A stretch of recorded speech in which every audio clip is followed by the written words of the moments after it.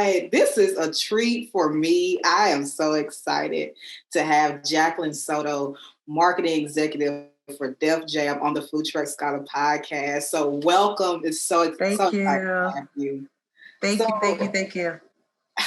This is great. So for those who have been following me for quite some time, y'all know that my PhD research is very heavily influenced about food trucks and hip hop culture. And you just can't get any greater than this. And so I really am so honored, so happy to have you on the show. And it's big for me for so many reasons, not just because of my research, but also to share the space with another woman, you as an Afro-Latino woman in a marketing executive position. And as someone who was a business major, I totally understand how a white and male dominated this space can be.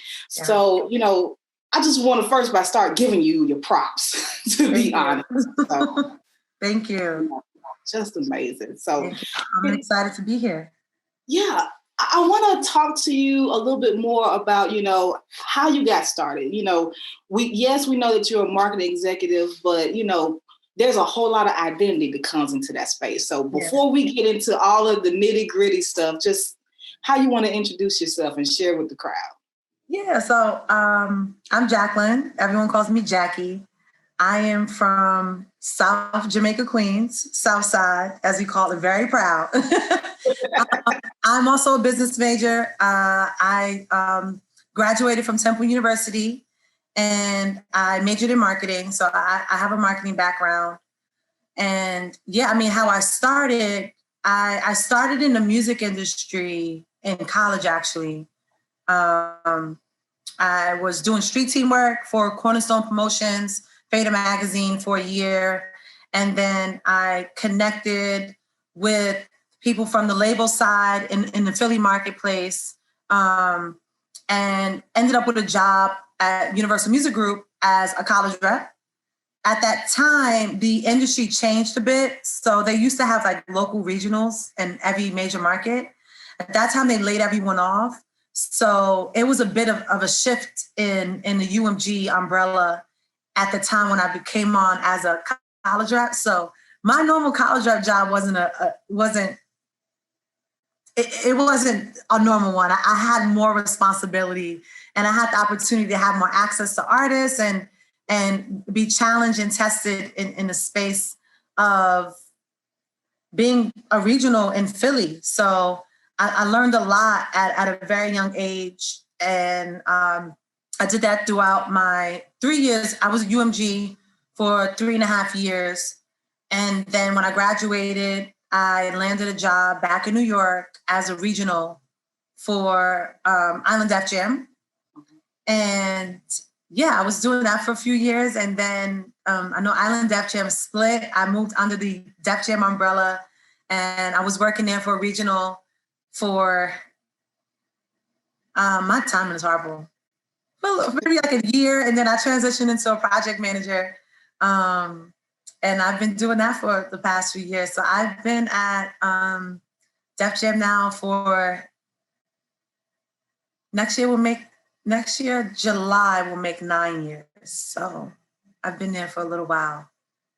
So you said all that to say you've been a boss. You ain't new to this, you true to this. Yeah. I never had it in my mind that I was going to go into the music industry. I actually, I worked in nonprofit for 7 years before, and I started young and working in nonprofit. I was doing sexual health education, dating violence, just that whole spiel of topics. I did that for 7 years and ended up going away to school. My first year I actually went to City Tech in Brooklyn, and I was actually doing fashion marketing, which was a complete opposite. Bad choice. My perception of fashion was completely off. So I decided I needed to leave. my sister, my family was like, okay, you need to get out of New York, go away. So that's when I kind of like moved out of New York, went to Philly and transitioned into marketing. And this whole music thing just kind of fell in my lap. Let me tell you actually the story. I was at a Nas concert, huge Nas fan from Queens. they were handing out Fader magazines. So I asked the guy in the line, like, I want to hand out a Nas magazine. Like, I didn't know what he did.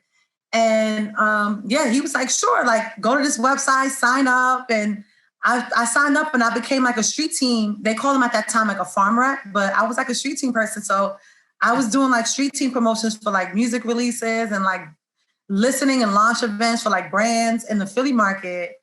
And that's how I started. Like, that's how I got introduced to the music scene. And I was actually I didn't know nothing about Philadelphia. That was my first time in Philly is when I went to move in.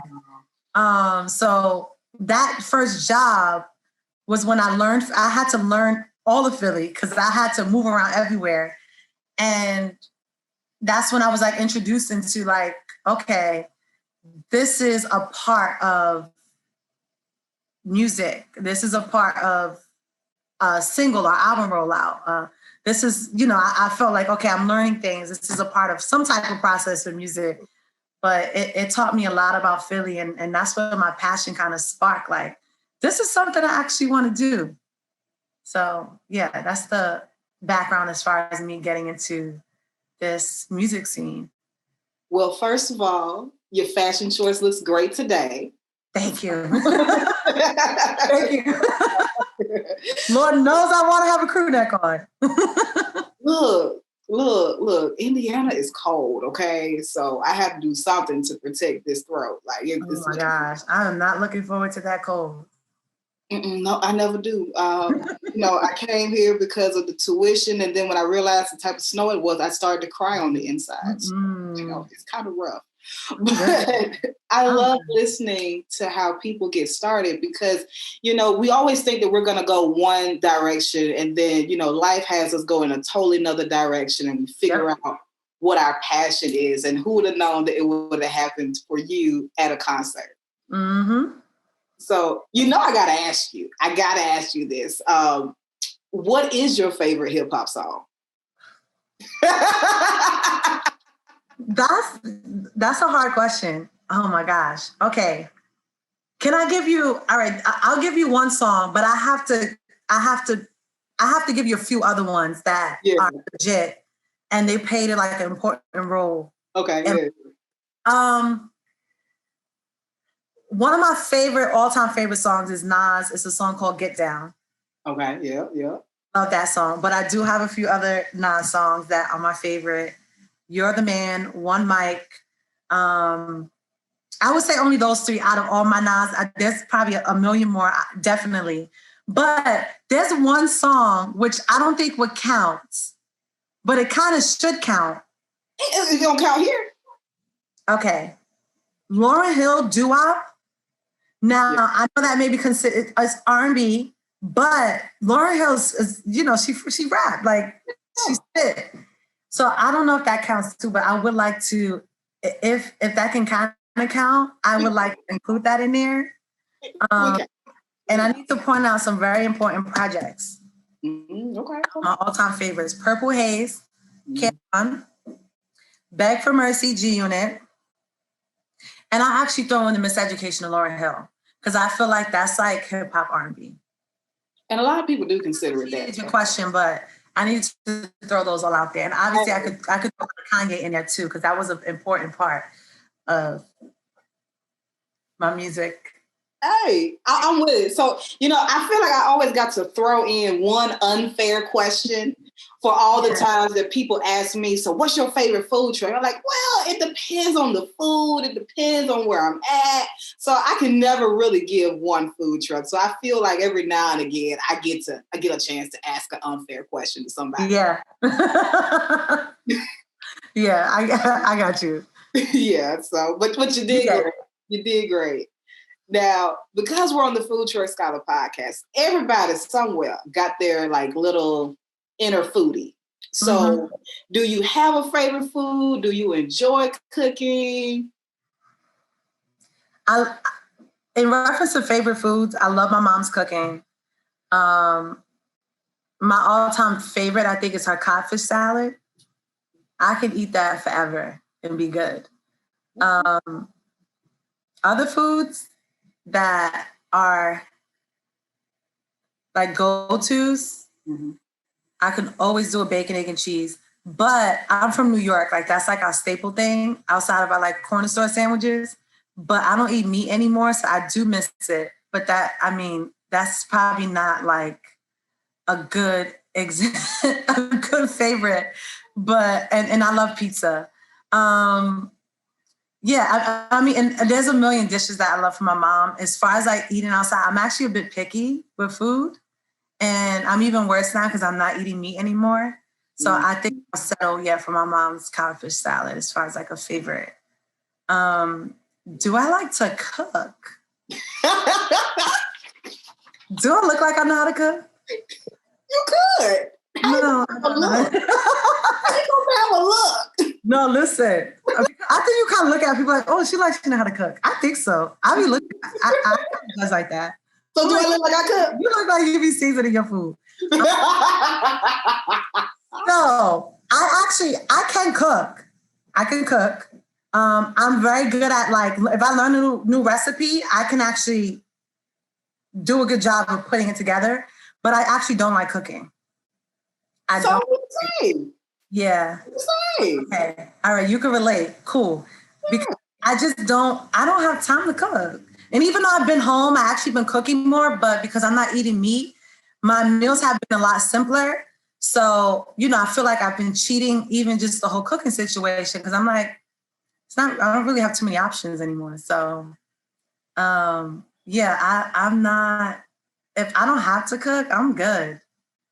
Look, here's the thing. So I like to bake, but it takes so much to bake. Now, my thing is pound cakes. Like I can make you a sweet potato pound cake. I can do a pina colada pineapple rum pound cake. I can do a peach pound cake. I'm gonna have to send you some slices. We have to work it out. You ain't vegan, are you? Or you like, or you just? Is it? I'm not vegan. Oh, okay, because I don't know how to make a vegan pound cake. I couldn't help. Oh no, I'm good. I'm good. Yeah. I'm a sweets person. I can eat sweets and desserts all day. I actually love baking. I love baking. And I'm down to try anywhere I go. I will try any dessert anywhere.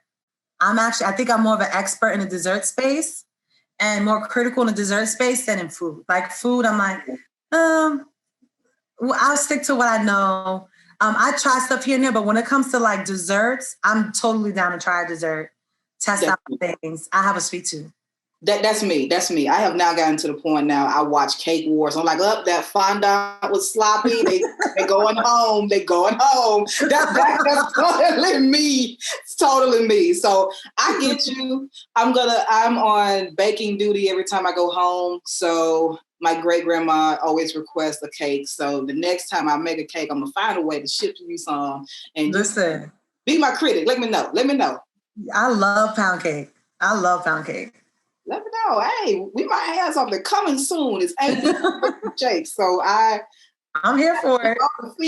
I need all the feedback.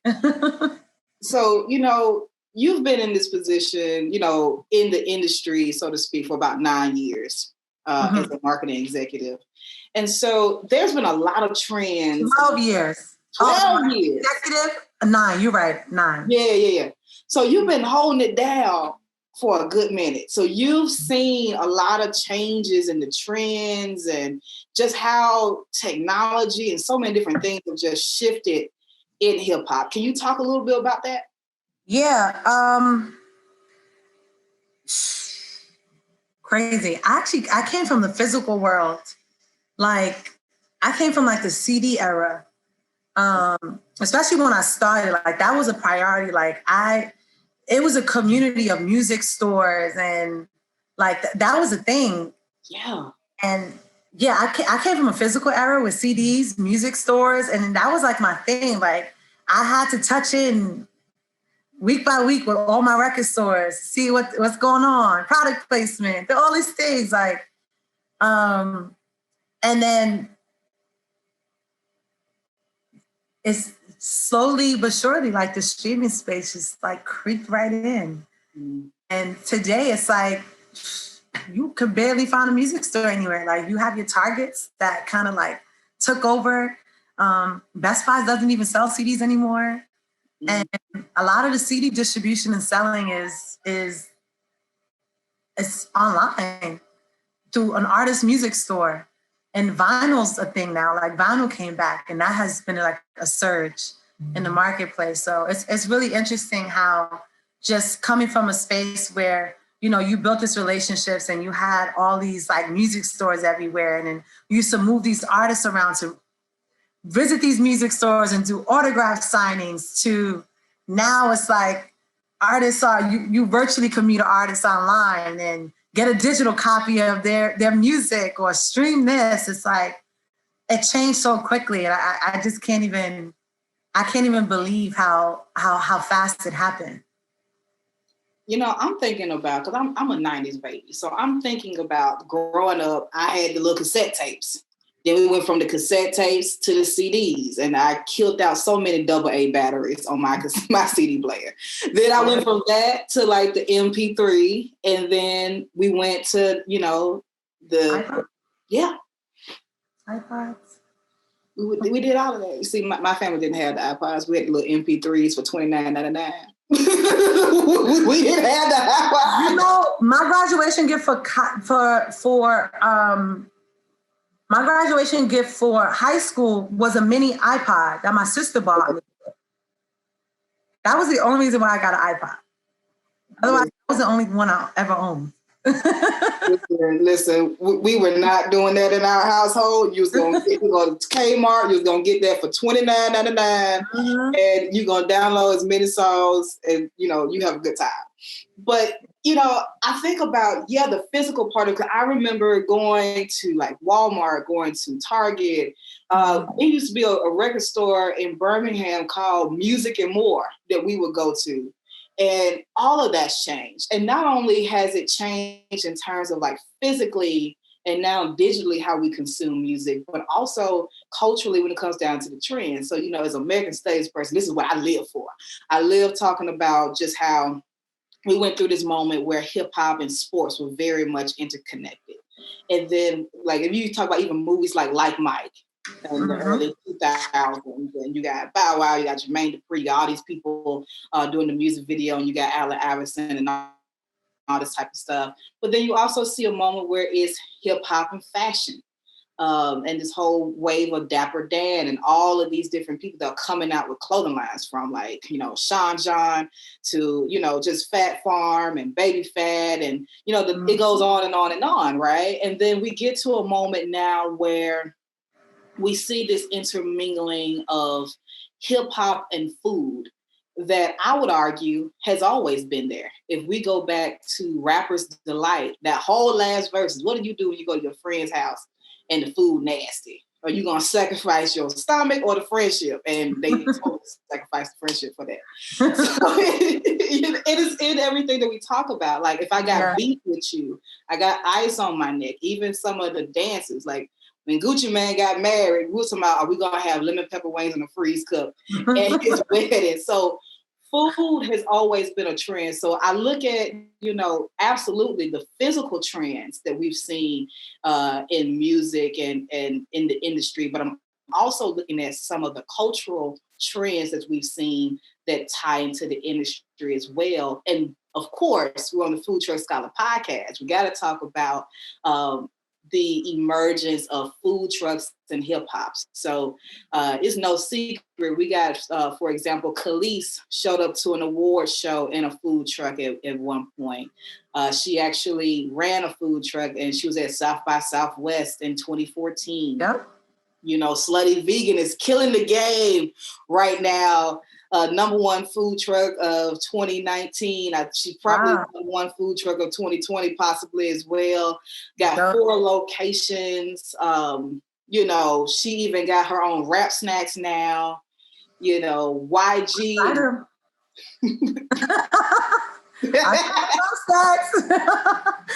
Went crazy. So I finally got to try Slutty Vegan.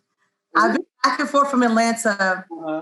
And, you know, that's always been a thing. Like, you have to stop at Slutty Vegan. Yeah. So we were able to get their truck at 2 Chainz and Ross's Versus that took place in Atlanta. We had the whole food truck show up. So staff and everyone that was there got to experience Slutty Vegan. So I had the whole experience. They found out it was my first time. I got the song. They told me I've been slutified or something. Yeah. I record. It was amazing. It was amazing. I was like, wow. Like, first of all, I wasn't expecting them to sing. So she was like, we got someone new. They all just busted. I was like, oh my gosh, what is this? I was like, it was amazing. Oh my God. It's so good. Their staff is amazing. And yeah, outside of the burgers that we had, I got to try her wrap chips. I was like, wow. Crazy about wrap chips. Like, I didn't really pay attention to wrap chips until I moved to Philadelphia. Yeah. In North Philly, there was wrap chips in every corner store, but they only had No Limit. It was like Romeo, Master P. Those were like the only artists, and I'm like, oh, this is cool. And not until later on I started seeing more, and then obviously, as I got more into. As years went on, they had started incorporating more artists, but it was just so crazy. Just like to what you mentioned, how creative the food and beverage industry gets year by year as they try to stay relevant and connect to the youth. And I think that's really what it is. It's like, what can we do? Who can we connect with? How can we tap in? And I actually want to just point out someone who's been doing this for years. And it's never been questioned or forced or anything, is Sprite. Yeah. Sprite has been a part of the hip hop culture for years. And I always respected Sprite because when they collaborate with an artist, they made sure that they paid homage to the lyrics, to just the history, like everything. And you see that, like, you can go back to like freaking Jesus. Like, I mean, Nas has done it. Pete Rock has done it. You have people like Vince Staples, LL Cool J. That's true. You're right. I think even Rakim did it. Yeah. If I'm not mistaken, but it's crazy. And even like recently, another campaign I want to point out is like LG. 2 Chainz did an LG campaign with Alex Rodriguez and like Billy Porter, and they were promoting LG products, the new kitchen line. And whole campaign, and they have all these celebrities in it promoting their kitchen products, and it was so well done, and it looked so cool. And it's like, new technology. I was like, wait, I'm actually not mad at that. I'm not. So it's really interesting now how you see like these food, beverage, and even like the appliance space like tap in with the hip hop culture and how they're creatively doing it. And again, like back to like the whole slutty vegan and the food truck space, it's like just how big that is, and us finding ways to just incorporate it. Like, it was so dope to have the truck at the Versus event. I was able to try it, but it was a nice experience. And yeah. So I'm a little jealous because they didn't sing to me. They was cheering and whatnot. I was in line. I was very happy. I stood in line for almost 2.5 hours. Wow. And it rained. I had an umbrella. I met friends when I was in that line. And then I got slutified. I had the one night stand. It was a great moment. It was a great time to be alive. I think that's the burger I had. I think that's the one like everybody has to get at least once. You either got to get that. That's probably what I got. I have the Hope first while I filmed everything.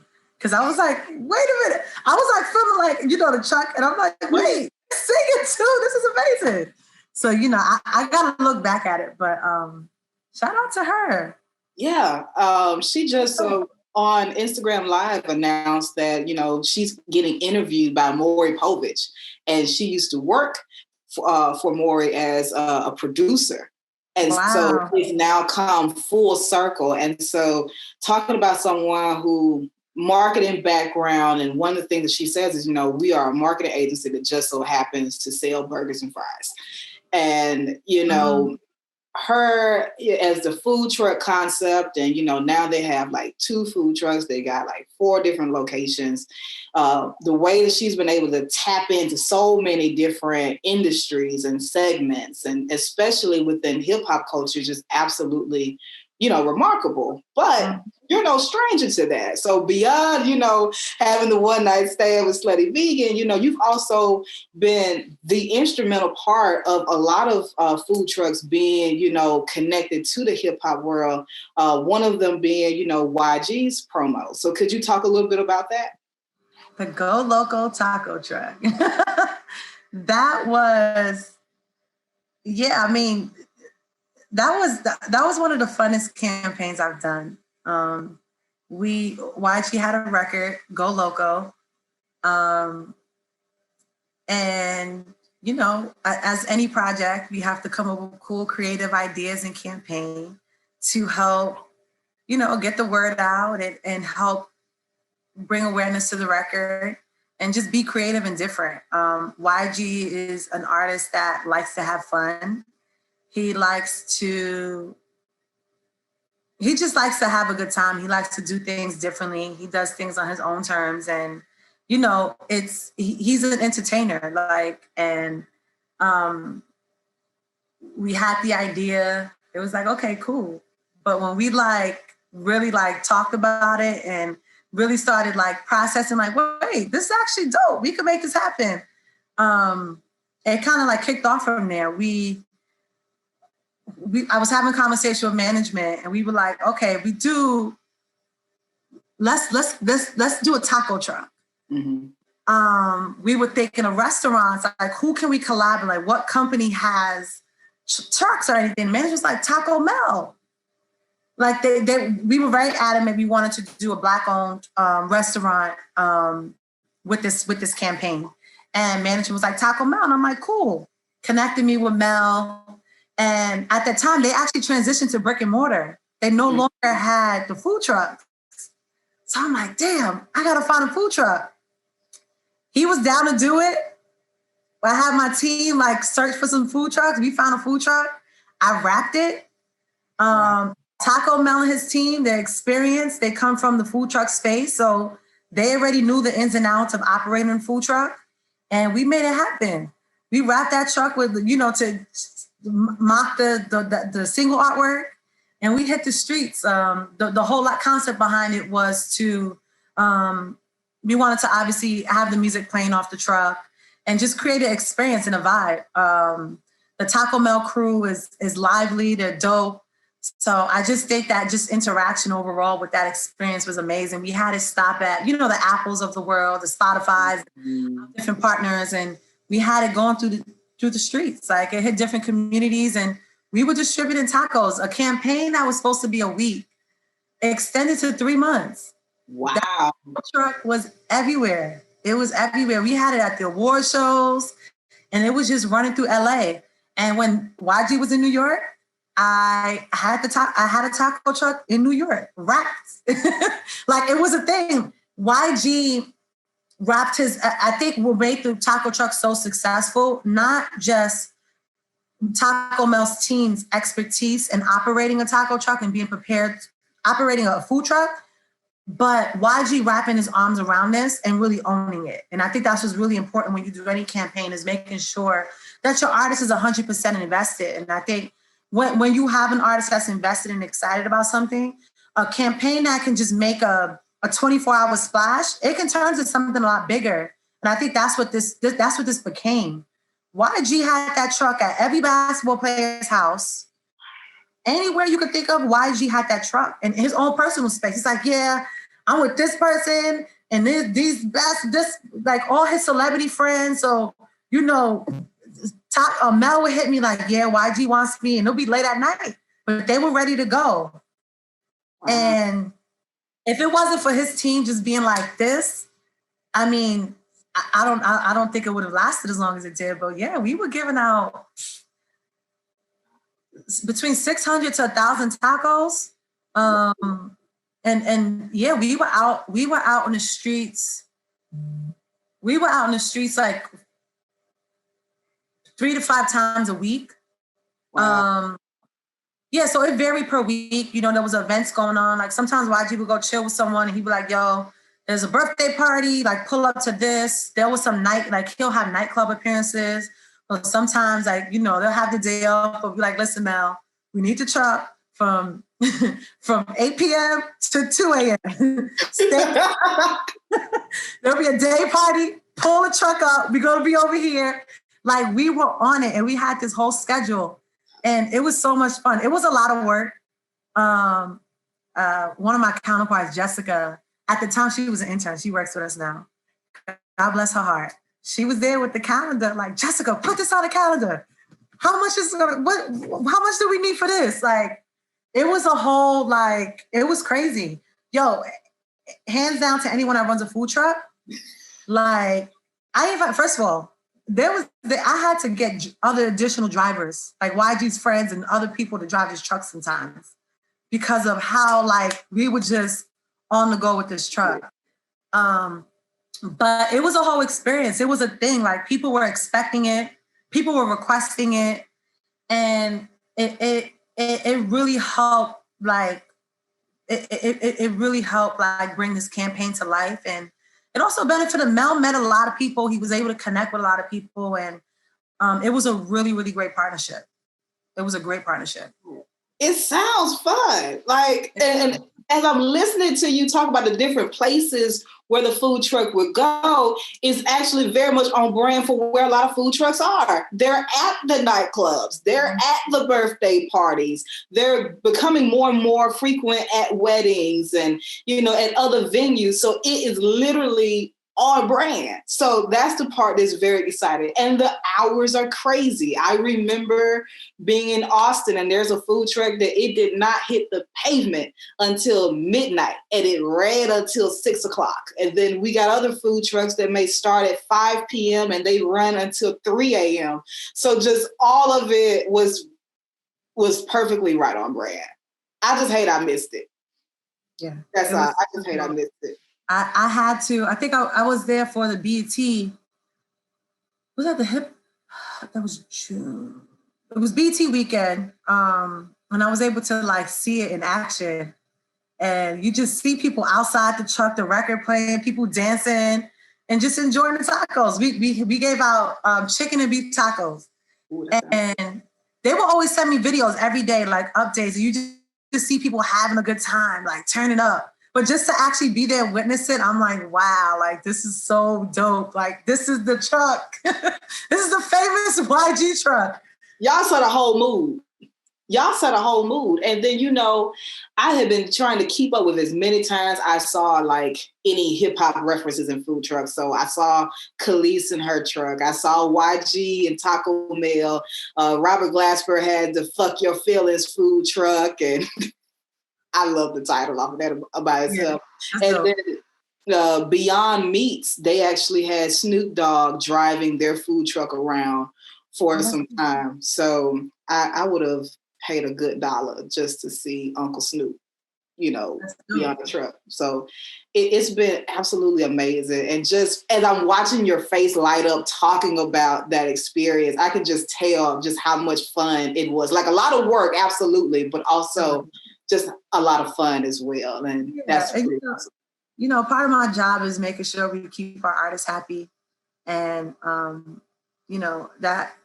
that was one time where I knew, like, he's more than happy. Like, he really appreciated it. And again, like, it always feels good when these artists wrap their hands around these campaigns and stuff, because it can go a long way. I met a lot of great people, built a lot of new relationships, and it was fun. That whole food truck scene is it's a whole vibe. And, like, even like the ones you're mentioning are so dope. And I think that there's so much you can do in that space and in this industry with food trucks. Like, sky's the limit. I mean, anything, there's no, as far as, like, with us, like, coming together in our culture, it requires food and music. Like, that's what it is. So to be able to make that a part of your marketing campaigns, that's always a plus. Everyone loves food with some music. You can't go wrong, never. It's a whole lot of personalizing something or making something special to make it more of an experience. Why not? It's a whole move. As long as it's good food, seasoned food, that's and true. good music, I'll be present. You know, That's true. I'm together. I think you answered this. But I just want to talk a little bit more on it. So, you know, the food truck concept was embraced very well. You went on to also, you know, have food trucks as part of the Versus also when you was down in Atlanta. So what essentially makes the food truck, you know, a really good fit for hip hop? I think it's a few things. I mean, I think just a food truck in general, I think is a whole experience. The food is very important, like you mentioned. I think the people too, the exchange of just that service, I think is really important. And it also kind of just creates a vibe and it adds to the experience. And music. I mean, you know, you have food trucks now that play music and stuff. And I think that the people, the food, the music, the aesthetic, I think that all makes it makes it kind of wraps it in a nice bow. Did I answer that right? Oh yeah.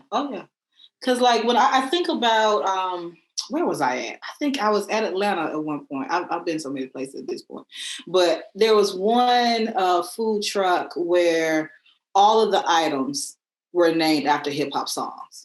Every last one. There was a food truck back in 2016, 2017. It's not open now, but it was called Rapper's Delight with a W that was in Nashville, Tennessee. And then, of course, I can't forget about Hip Hop Smoothies in Charlotte, North Carolina, where every creation is all about, you know. Yeah.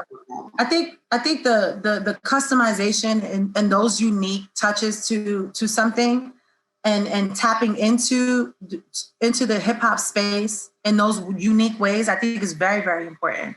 And I think it's always kind of a shock too, like, oh, okay, like it kind of draws you in even more because it's like, wait a minute, what y'all know about this? Let me try your food. Like it'll really draw somebody in. I'm sure just if Taco Mel's truck didn't have Taco Mel's logo, which stands out and people in LA know Taco Mel's logo. But if it was a regular truck that had tacos, there's some of us that wouldn't just go to the truck. We'd just be like, whatever. But you got a truck that's wrapped a YG on it. It's colorful. It stands out.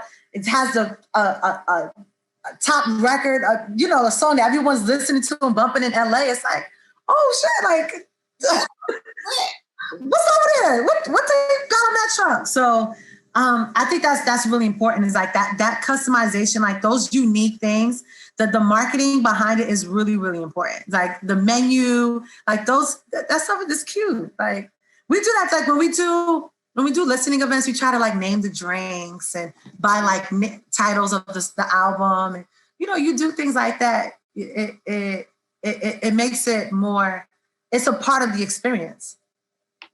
You know, it goes back to what you was talking about earlier about like the whole physicality about hip hop. You know, you wanted that CD to be in a prime location. You wanted that cover art to be fire because just in case someone hasn't heard of that artist and they walking by, you're like, oh, wait, what's that cover? You know, and then you want them to flip to the back and you want them to be interested, like, okay, what's that song about? Or I think I heard that on the radio. Okay, that's what it is. And that's what I kind of see when I see a food truck. The wrapping of it, I think about, you know, album covers. I think about when you see the menu items that you're thinking about the track listing and like all of that goes together. And what I love most about the food truck is that you'll put together like food that you would never thought would go together. You'd be like, I don't know if I'm going to eat that. Or I've never seen someone, I've never seen someone put a spin on it the way that they have in this context. And it makes me think about sampling, you know, a whole lot, or just the wordplay or the verb play a lot of times that artists do in hip hop. And they put their own signature on it. They put their own spin on it. Like if you hear a certain person, like, you know, that's Nas straight up, just how Nas come out the gate, you know, that's him.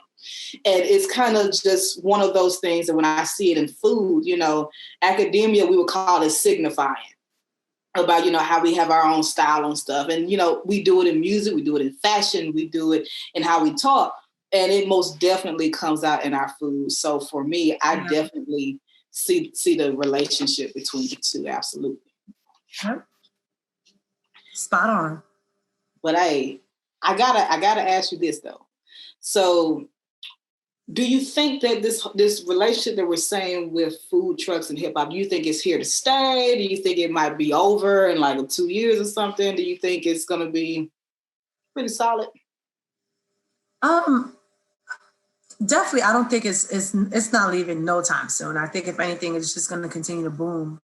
I mean, New York, there's food trucks everywhere, and I think it got to the point where they had to slow down distributing licenses because of the overcrowd. They had timing of when food trucks would be at certain times and limited, like it's crazy. And I also think just like right now, the state that we're in with COVID and stuff, like, you know, restricting indoor dining, I think it's opening up more opportunity for people to kind of like grab and go outdoors. I think just also like businesses struggling to cover overhead with just the decrease in traffic. I think it's just allowing, it allows for this food truck space to kind of like step in to be like, okay, this restaurant's shutting down, that's shutting down, but we parked up right here and we can offer you just as good as a meal and sometimes for a cheaper price. So, and I think also too, and there's a lot of artists that are tapping into the food space, just opening restaurants and things like that. So I'm sure like, you know, just as quickly as they're opening restaurants, there may be consideration for food trucks too. Like, why not? Like, I know a few people who have tapped into that space that work in the music industry, and they've been pretty successful. So I definitely don't think the food trucks are going away anytime soon. I don't think so. And, you know, and I don't want some of them to go away because, you know, some of my favorite beignets come off of a food truck. So I'm kind of personally invested. But I love it. Okay, so, you know, you're an Afro-Latino woman growing up in New York, all right? You know, you, not only that, you know, you grew up during the time of hip hop, you know, you've been exposed to it. So how is it that all of your different identities, your perspectives, your viewpoints, your experiences, also being a marketing major in undergrad, how has all of that, you know, come together in your role at Def Jam? Yeah, that's a really good question. So just some background about me. I come from a really strong family, a really amazing support system. As you mentioned, I'm from New York. Being from South Jamaica, Queens, my parents were originally from East Harlem, so they transitioned to South Jamaica when my sisters moved there. But I was, when I was born, that's where I was raised. My parents like kind of like removed them. They were like the only ones in Queens, so you know, as far as like their hustle of doing things and getting things done, and my parents fixed things by themselves. They didn't, you know, have the luxury to call someone to do it. Like I've watched my parents work hard to raise us. And yeah, I think another thing too, like outside of my parents just being really hardworking, my mother was really creative. She was very creative. Like my mom always made sure to decorate for every holiday. I have a twin brother. So you were the youngest. So we were spoiled in having birthday parties. Like my mom would have like an arts and crafts table at birthday parties. Like, you know, like she would try to like, my mom was an entertainer. Like she knew how to entertain.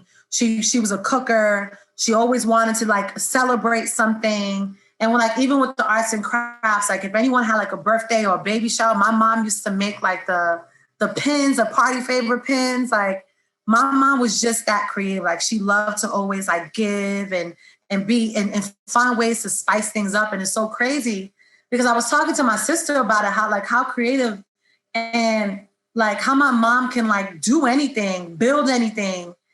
And I'm like, damn, like that's my career now. Like I create experiences for people. I host events and I found ways to put like a creative touch on something to make it more personal to people. Like, I'm like, wow, like that's crazy. How, you know, like just having that conversation, I'm like, okay, Yeah, I got the creative part. My middle sister, she's like the genius, but I got my mom's like creative gene, so I was very lucky, and I think that really helped out where I'm at today. But just outside of like my parents being hard working, like we've always hustled. Like I've always looked up to my older sister, huge hustler. Like she had multiple businesses, was always like looking for ways to make money. So that I've always admired that. And you know, I started working at 14, haven't stopped working since. Like I've always had a job. So I just all that hustle that was around me. And I just think New York alone, like being from New York, like I think New York is just, we naturally just know how to hustle. Like, you know, we ready to bust the next move if there's an opportunity there. Like, you know, I think that really helped like my drive and just the passion for music. I grew up in music. Like my parents played everything in the household, jazz, Motown, rock and roll, like you heard it all. And then having my older sisters who were 7 to 10 years older than me, you know, playing more of the hip hop stuff, the Ed Love and Dr. Dre, just the radios and the MTVs. Like it was just like I was taking it in from everywhere. And then being from Queens, you know, we looked up to the Nas's and the Lost Boys and the LLs that came out of Queens. It was just, music was just around me. So I think all those things of just like growing up in music and just being a part of that culture and just having that hustle and that push and watching my parents grind, it really equipped me to pursue anything I wanted to pursue. You know, and just my love for music, it made it very easy for me to roll right into it. Like it was a part of my life. Like I lived in it, I breathed it. So I didn't need to learn the culture. Like it's already, yeah, that it was me. It was my life. Like so, I think all those things like played a big role, and it made me just go even harder. I was like, okay, I get this. Now I just need to learn how this big industry works, and that it because I was passionate about it. I knew that the culture was, it was there. Like for me, I was just like, okay, now let me just figure out how to move around in this new industry. And with my marketing background and understanding that space and understanding how to network and connect with people. And I'm a big learner. I was always learning, interested in learning. I was big on having conversations with people, asking questions. I think all of those things helped me to be in the role that I'm in right now. Like I'm never the type to be like, I know it all. I'm always trying to continue to learn. I'm always trying to continue to grow because, yeah, I get it, but there's so much more to learn in this space that's growing so quickly. So I definitely want to pay homage to my family and where I grew up and where I came from. Absolutely. And you know, as you was telling the story about your mom and like how she was the entertainer and how she created scene, I immediately started thinking about how you would talk about the YG promo and the whole atmosphere. Like I could see the connections there. And you know, what's so beautiful is that, you know, we absorb so much from our family and from our background. And sometimes it don't even like, it doesn't hit us until later on once we're in it and we're like, wow, like I'm doing it. Like I think about my great aunt who raised me. She was the first person in our family to go to college. She was an educator. And I just knew up and down I was never going to be a teacher. I just knew, I was like, I don't want to be involved with nobody kids. I ain't here for it. And look at me now. Like before we jumped on this, I was like, hey, I had to grade my students' assignments. And, you know, I'm there. You know, I love being able to explain things, whether it's me in a classroom or even me on this podcast with you, talking about identity, talking about food and music and food trucks. You know, I love being in that type of space. And My aunt was creative. She was creative in a different way. She did more arts and crafts type things. I'm doing like content creation, but it's still that same vibe and that same wave. And it's absolutely beautiful to see how that passes down from generation to generation. I just think it's an absolutely beautiful thing. Yeah. And as I continue to like just speak to new people and just have just general conversations about life and stuff, I learn more and more. And I'm like, wait a minute. I actually, you start to like think about stuff from your past, or just like be like, you know what, that actually makes sense. Or when people tell you things or something they recognize about you or whatever, it makes you like, oh wow, I didn't even know it. And that conversation sparked with just me speaking to my sister. And I'm like, wow, like, you know, I do have more outside of my mom's hustle and, you know, her being a fixer and hard work and all these things. I'm like, you know, I have my mom's little creative touch too. I ain't mad at that. My older sister, by the way, I have two older sisters. The oldest one, she's super creative. And my niece, I didn't even get to talk about my niece and nephew. I do have a niece and nephew. They are a major part of my life. Love them to death. They're both very creative. One can draw really well. The other one is like really like arts and crafts, like, and I just love it. Like, I also mentioned them too to say like, you know, I try to set an example. Yeah. As crazy as this industry gets sometimes and overwhelming, it's just a lot going on.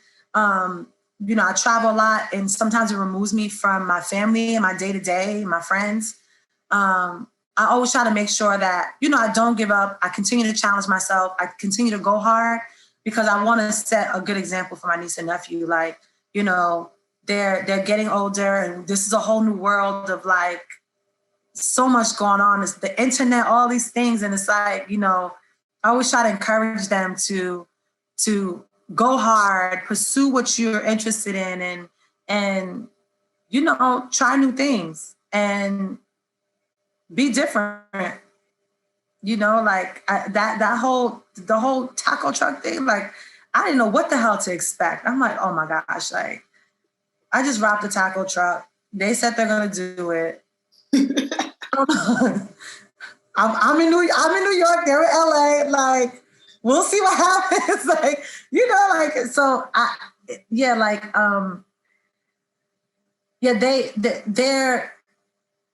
they're the next generation. And I'm also big on trying to give back and try to educate people who are interested in coming into space and trying to teach whatever I learned and share the mistakes I've made so that, you know, people who are interested in something and not just music, but just in general, that, you know, they don't hold themselves back. What I'm hearing you say essentially is something that I'm learning to live by, is that generational wealth isn't just financial. It's your talents, it's your gifts, it's your passion, it's your wisdom, it's the love that you have. So no, I think that's right on key, because we always got to think about what do we leave behind, what do we share with people. And one of the things that I see a lot of times when it comes down to people who are, especially since I talk to a lot of people in food and a lot of people in music, they always talk about how, you know, my auntie always cooked, my mama always cooked, or I watched how they handled business. I watched how they did this. And, you know, I kind of picked it up because I was always immersed in it. And so we always are focusing so much about generational wealth financially. And there is some importance to that. But also what we can't miss is the generational wealth that comes in being immersed in our culture, loving all of our culture. I heard that when you was talking about, you know, I grew up in jazz. I had all these different type of musical influences, the creativity, the way that your mom, you know, created a space. She created an environment for people to feel safe and welcomed and to enjoy themselves and turn up, you know, like she did all of that. And that is something that was instilled in you. And now you are creating that for even wider masses of people. For that to start as a 1-week campaign and then go on to 3 months, like that's 3 months of time where people all over this country getting able to just have a good time in a warm environment that you've had a role to create. So when I think about, generational wealth and cultural wealth, I think about moments like that. Absolutely. Yeah. Well, Jackie, I could talk to you all day, and I just want to say, yeah, for real, thank you so much for your time. I'm very grateful to have you on the show. Learned so much. Just really grateful. You truly are a treasure, and I wish you nothing more but the best success and happiness, and hope that we can stay in touch. I really do. This was fun. Thank you for having me. I'm looking forward to, connecting more, and I definitely need to try that pound cake. Don't forget, you offered. Yeah, I did. Got to do some shipping and stuff, and we're gonna send it there, and let me know what you think. I got you. Let me know what you think. But until then, I'm Ariel, the Food Truck Scholar, signing off and reminding you to eat local, buy local, and support your neighborhood food truck. I'll see you soon.